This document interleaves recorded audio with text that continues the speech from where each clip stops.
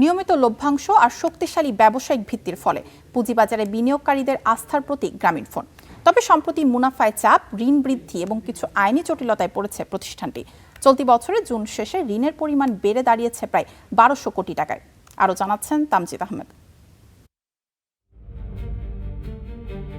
দেশের সবচেয়ে বড় মোবাইল ফোন অপারেটর প্রতিষ্ঠান গ্রামীণফোন। শুরু থেকেই প্রতিষ্ঠানটির মৌলভিত্তি শক্ত অবস্থায় থাকলেও গেল কয়েক বছর মুনাফায় চাপ পড়েছে। অন্যদিকে বেড়েছে ঋণ ও দেখা দিয়েছে নিরীক্ষা সংক্রান্ত আইনি বিরোধের মতো জটিলতা। ২০২০ সালে যেখানে প্রতিষ্ঠানটির মুনাফা ছিল ৩,৭০০ কোটি টাকার বেশি, ২০২৫ সালে তা কমে হয়েছে ২,৯৫৮ কোটি টাকা। এদিকে চলতি অর্থবছরের প্রথম ৬ মাসে নিট মুনাফা হয়েছে ১৪২১ কোটি টাকা, যা গেল বছরের একই সময়ের চেয়ে ৬% কমেছে। প্রতিষ্ঠানটি যখন মুনাফা চাপে আছে তখন ঋণের বোঝাও বাড়ছে। ২০২০ সালে যেখানে গ্রামীণফোনের ঋণ ছিল ১২৪ কোটি টাকা, গেল বছর শেষে তা ৫.৫ গুণ বেড়ে হয়েছে ৭০০ কোটি টাকা।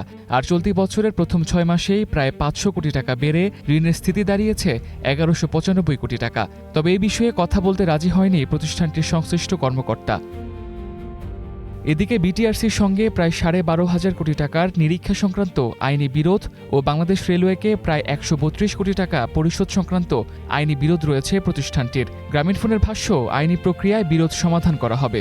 অঙ্কটা তো অনেক বড় এবং পুরো প্রসেসটা নিয়েই একটা ডিসপিউট রয়েছে, যেটা যেভাবে করা হয়েছে, বেশ কিছু হিসাব যেভাবে করা হয়েছে, সেটা নিয়ে আমাদের একটা পজিশন আছে এবং আমরা বিশ্বাস করি যে জিনিসটাকে যদি একটু ট্রান্সপারেন্টলি দেখা হয় তাহলে হয়তো এখানে একটা বড় একটা সলিউশনের একটা সুযোগ রয়েছে।